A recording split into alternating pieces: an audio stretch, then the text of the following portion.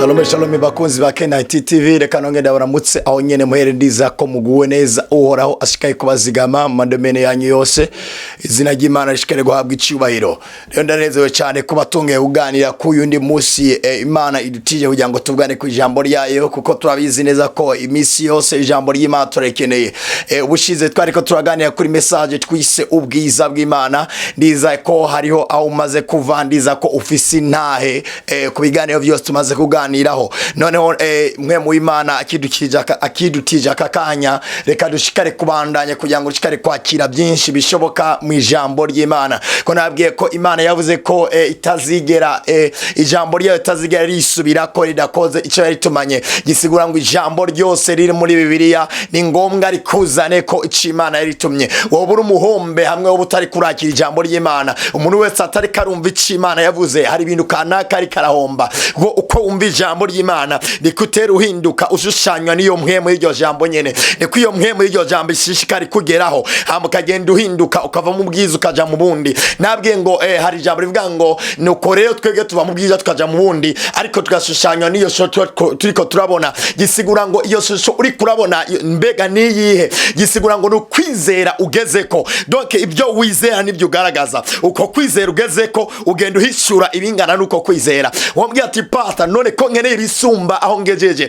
wambwiye ati mfise urudandazwa kanaka rugeze hanaka, kugira ngo hongere kwibindi shira kwirindi jambo, shira ko kunde kwizera. Namba wiza ko aho ugeze wahageje no kwigira no kwizera ijambo ry'Imana, gisigura ngo niyindi nivo yo hejuru uza kwigera ko bivanye no kongera ko ukwizera. Gisigura ngo uko nongera ko ijambo ndiko ndongera ko kapitale, uko nongera ko kwizera ndiko ndongera ko ibindi. Muri make ndiko ndateranje imbere. Ndiza rero n'uyu mwanya ko hari girasanze giye ko gukorera kako. Dusenga Imana. Data mu izina rya Yesu turagushimiye, twengurikiye yundi munsi mwiza nk'uyu uduhaye kugira ngo twongere twige ijambo ryawe. Twiza ko ijambo ryawe rizana impinduka ku buzima bwacu. Ndareka ngo umuntu wese ari karatwumviriza aba mubwiza kinjira mu wundi agashushanywa n'ishusho ari karabona bihagaze ko kwizera ageze ko. Ibyo ndabisenze ndabyiza mu izina rya Yesu. Amen.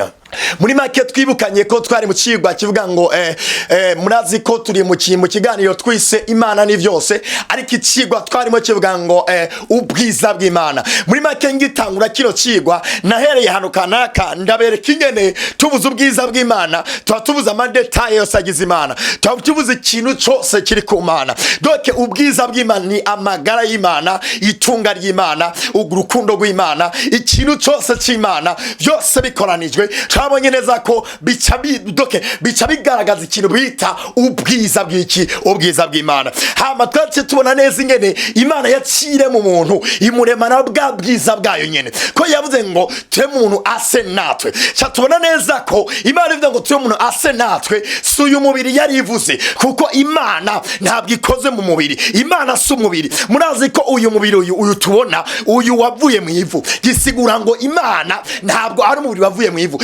Yavuze ngo twe muntu ase natwe, gisigura ngo yari ivuze twe muntu asa natwe muri bwa bwiza bw'Imana, muri ya magara y'Imana, muri rya tunga ry'Imana, muri kwa kwera kw'Imana, muri kwa kugoroka kw'Imana. Imana kivuga ati rero twe muntu ase natwe. Tubona ko umuntu Imana imaze kumurema asa nayo. Donc umuntu yarabayeho ubwo buzima nyene, yamushize muri Edeni, hama ubwo buzima gushika ahantu Satani yaje mu ishusho y'inzoka ahenda umuntu, hamuna asenyuka ati ijambo ry'Imana yakira ijambo rya Satani. Kandi akona akabasiguriye ndabwiye ati burya icyaha ca mbere Adamu yakoze ntabwo ari kurya icyamwa, ariko icyaha ca mbere yakoze nukwanga ijambo ry'Imana akakira ijambo ryande rya Satani. Dawidi yavuze ngo nabitse ijambo rya mutima wanje kugira ngo noye kugucumurako. Gisigura ngo uyu muntu acumuye yataye ijambo, ko ijambo niryo dukosora. Paulo yavuze ngo mbaragize Imana n'ijambo kugira ngo rishobore kubatunganya, ribahindero, hama ribashikiriza ibiragwa. Gisigura ngo buri munsi twakeneye ijambo kugira ngo dutunganye, rirushyire ku murongo, ritwereke ibikenewe, ritwereke n'ibidakenewe, ritwereke ibivugwa, ritwereke n'ibitavuga, ritwereke ibinyobwa, ritwereke n'ibitanyobwa. Kandi akavuga neza muri make nta mwanya wanje nota niko nabwira abantu ngo ntucibe, ntugasambane, ntukabeshe. Ibyo nta mwanya wanje wo gutangura bibabwira ko kwabwira ngo ntugasambane nta bushobozi bwo kubazigama burimo. Mugani nababwira ijambo ry'Imana, ijambo ryaza kwereka ati burya gusambana sivyo. Mu bwiza bw'Imana birimwo. Nigeze bwira umuntu umwe ati maze kwizera ko nambaye ubwiza bw'Imana, ubwiza bw'Imana bwonyene buranyereka aho nicara, bukanyereka naho nticara, buranyereka ibyo mvuga, bukanyereka n'ibyo ntavuga, buranyereka ibyo mfungura, bukanyereka n'ibyo ntafungura, buranyereka ibyo nkora, bukanyereka n'ibyo ntakora. Nkunda kwihweza iyo umuntu yambaye impuzu yera ntapfa aho yicaye, ko abazi neza ico yambaye icarico. Ageze ahantu ari intebe agiye kwicarako amanza kuraba, wanashima akayikorako akaraba, kwe arazi impuzu yambaye yariyo. Rero yuzi icuri, yuzi ico wabaye muri Yesu, muri make ntuba umuntu ugenda nk'uko abandi bose bagenda, ntuba umuntu avuga nk'uko abandi bose bavuga. Bene data, mwite ijambo ry'Imana ko ari ryo ryonyene rishoboye kugirane kubatunganya no kubatoza indero no kubarera, hama rikabashikiriza igirane, rikabashikiriza ibiragwa. Ariko si pataya. Muri make tubona neza Adamu amaze gutakaza ubwiza bw'Imana, atangura kugwara, atangura kunanirwa, atangura gukora ibyaha. Umwijima uratanguye, ibikoko bitangura kujyana, kandi bitangura bijyana. Kubera iki? Umuntu yamaze kuva hehe? Yamaze kuva mu bwiza bw'iki bw'Imana. Uno munsi rero hari message ngomba ko dutangura. Message ni ise ubwiza bw'Imana ku bantu bayo, ubwiza bw'Imana hehe ku bantu bayo.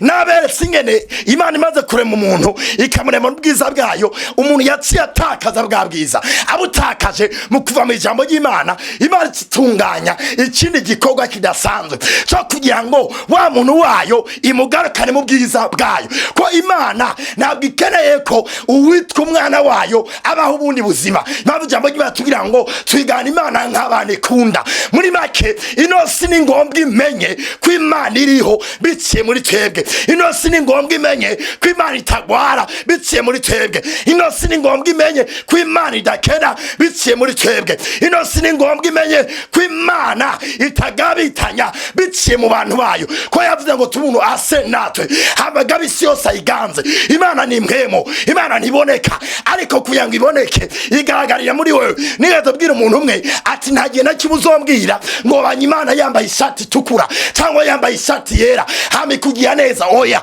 uzohura n'umuntu yuzuye Imana, hama Imana imukoreshe agira icyo agukoreye, gisigura ngo wahuye n'Imana igendera mu muri wande w'umuntu. Haleluya, haleluya. Rero natwe tugomba kuba mino tuzi ngo Imana yaduse minosi kugira ngo tubigaragarizo ryayo, kugira ngo duhishure ubwiza bwayo bwose. Mpamvu ndakuzana ikicirwa kivuga ngo ubwiza bwayo bw'Imana hehe ku bantu bayo. Tumaze dusome ijambo ry'Imana, dusome muri Yohana igice cya 17 umurongo wa 22. Ndasoma izina rya Yesu, harambwira ngo nanje nabahaye ubwiza wampaye ngo babe umwe nkuko natwe turi umwe. Haleluya.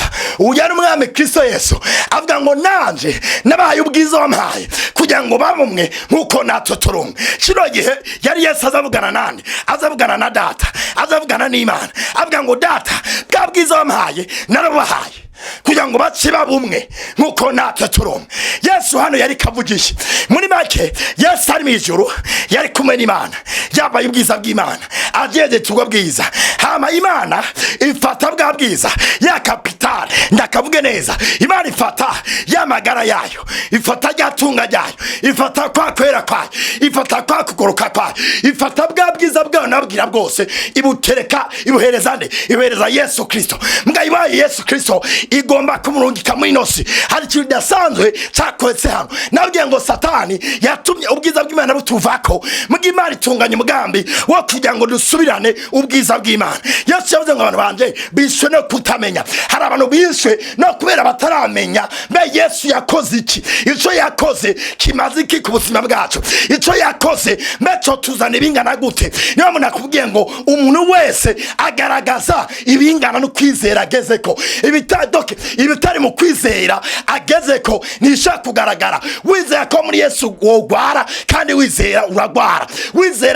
Wizera Yesu ngo shaka kuba umuntu agenda akora ibyaha, usanga uzukora ibyaha, ariko nabambwire ngo Yesu ashoboye kukubesha ubuzima bw'amagara meza. Yesu arashoboye kubesha ubuzima butagabitanya bivana mbega umwizera gute. Hari abantu no munsi bafata ubuzima bw'impwemu bakabumatanya n'iki n'umubiri, ugasanga ngo rega turi mw'isi. Ego turi mw'isi. Paulo yavuze ngo sije nkibaho ariko ni Yesu aba muri je. Doke sije nkora ni Yesu akora, sije mvuga ni Yesu avuga. Gisigura ngo Paulo yizera ngo je narapfuye, ibyo abantu birahera, ubuzima bw'abantu burapfa, hama ni Yesu agirane agenda mu buzima bwacu. Hano Yesu avuga ngo data bwabwiza wampaye nabahaye kugira ngo bamwe nkuko natwe turi umwe. Reka ndakomereke kano kantu ndakugira ngo wewe wari umuntu mubi 100%, wari umuntu utemerwa n'Imana, wari umuntu imbere y'Imana witwa umunyabyaha. Ijambo rimbwira ngo kera twariho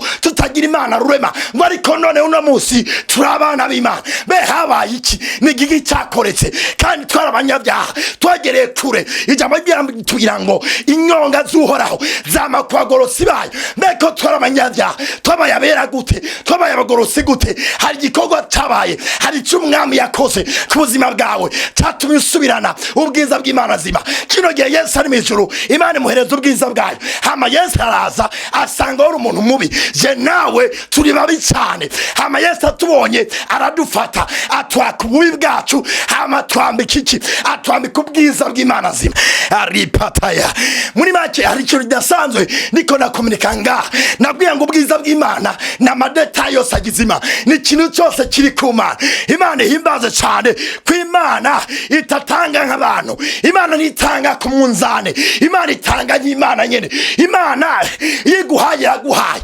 Arepataya umuntu yo kugaburira mugabo ntabizokubeshaho imyaka yawe yose yo guha. Ariko Imana zima yaguhaye ubwiza bwayo buteke ibintu byose, buteke amagara meza. Izeye ngo mu bwiza nahawe harimo amagara meza. Ndizera cyane ko umuntu yo kwiza ino jambo nubwo bugwaye ingwara uzi ngo yarananiranye irasenyuka mu izina rya Yesu. Mu bwiza bw'Imana twahawe nta kitarimo, harimo amagara meza, harimo itunga, harimo kwera, harimo kugoroka, harimo kuvuga neza, harimo urukundo. Byose biteke muri Yesu yavuze ngo bwa bwiza wampaye nabahaye kugira ngo bamwe nkuko natwe turi umwe. Areketaya irimatabaye byeyuzuze cyane ati Imana yaranyatse ububi bwanje hama iranyambika ubwiza bw'Imana. Muri makano bavuze ngo twa ubwiza bw'Imana ndagoma mutahure cyane ku bintu byose by'Imana. Icyo Imana yari ikeneye ko uronka yarakiguhaye. Icyo Imana yagomba ko ubaho ubuzima bwose yagomba kubaho yarabuguhereje. Nawe izerane nanje ati nawe ubwiza bw'Imana, ati nawe byose by'Imana ibyo ntabona ndizeye ko nabihawe muri Kristo Yesu. Arepata Paulo yavuze ngo nagwanye intambara nziza yo kwizera ndangije urugendo rwanjye amahoro. Avuze uko mbega avuze iki? Doke kugwanya intambara nziza yo kwizera gisigura ngo hari ibyo nizera mu Mana mugasi ibyo ndiko ndabona. Rero kugwanya intambara nkomeza nkizera ngo bino mbona nibyo binyoma. Icyo Imana yavuze niko kuri. Imana yavuze ko nduwera. Imana yavuze ko mfise amagara meza, ibyo mbona nk'ingwara ni binyoma. Imana yavuze ko ndi mutunzi, kwijambo rimbwira ngo Yesu yigize umworo kugira ngo biduhinduke itunga. Yavuze ko ndi mutunzi, ibyo mbona byose ni binyoma. Neraje imbere ngasushanywa n'ubwiza bw'umwami wanje inde naye mu byiza. Nawe ndadekaye ngo buno bwiza bw'Imana bukuzane ko ikintu cyose butekeye bwa bwiza Imana yari ifise yabuhaye Yesu. Hama narabuguhereza. Mwarahezewe cyane. Zabane byanze bajyana gusengera Imana. Data bizina Yesu ndagushimiye. Ndakwenga ko umuntu wese adukurikiranye iki gitondo uyu mugoroba bivanye naho uherereye. Ndareka imbaraga z'Imana ku buzima bwawe. Ibidasanzwe bikubeko buno bwiza bw'Imana buguhishure ko ikintu cyose Imana yabutekeyemo. Arepataya ijambo ryatubwiye ngo ubwiza bw'Imana yarabuguhereje. Nanjye ndarekaye ngo bukuzane ko amarizita yabwo mu izina rya Yesu. Amen. Muno mugisha cyane.